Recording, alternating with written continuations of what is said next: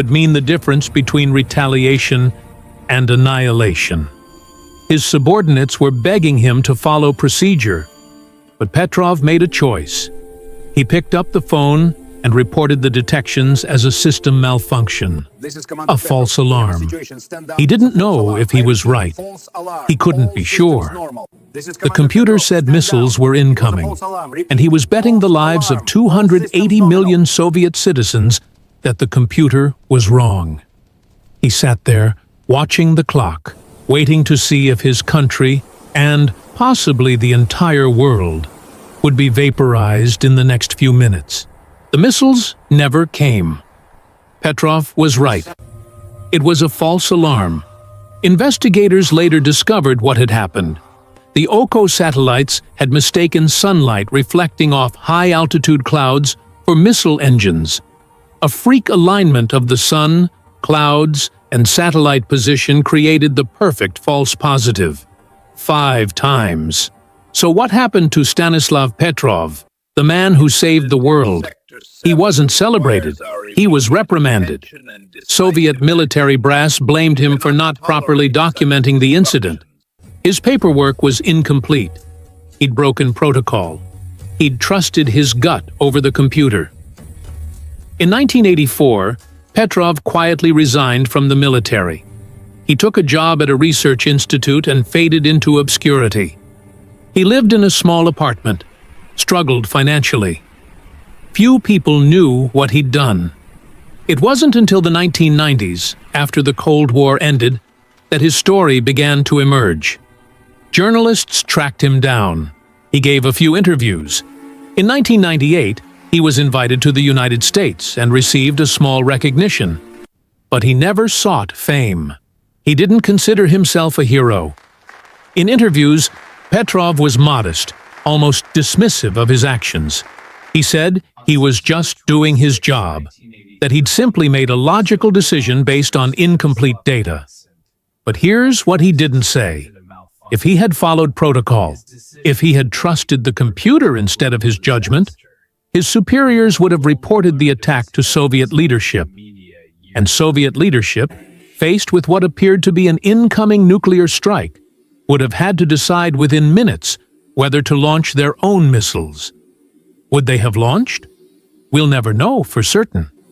But the protocol existed for a reason. MAD only works if you retaliate. Hesitation means your weapons get destroyed before you can use them. Stanislav Petrov died on May 19, 2017, at the age of 77. His death went unnoticed for months. No major news outlets covered it. There was no state funeral. The man who saved the world died quietly, in a small apartment outside Moscow. Think about that for a moment. On September 26, 1983, the most important decision in human history came down to one man in a bunker, staring at a computer screen with 5 minutes to decide. Not a president, not a general, not a committee. One duty officer who trusted his gut over his technology. This raises an uncomfortable question. How many other moments like this have there been? How many times have we come to the brink without knowing it? We know about Stanislav Petrov because his story eventually came out. But how many close calls remain classified? How many people made similar decisions that we'll never hear about? And here's the really disturbing part. We're building systems today that are even more automated than the Oko satellites. AI-driven defense systems, autonomous weapons, algorithms making split-second decisions. What happens when there's no Stanislav Petrov to override the machine? The lesson isn't that technology is bad. The Oko system did exactly what it was designed to do. It detected what looked like missile launches. The problem was that reality is messy. Context matters. And sometimes, the most important thing a human can do is say, "Wait, let me think about this." Stanislav Petrov saved the world not by being a hero in the traditional sense. He didn't storm a battlefield or sacrifice his life.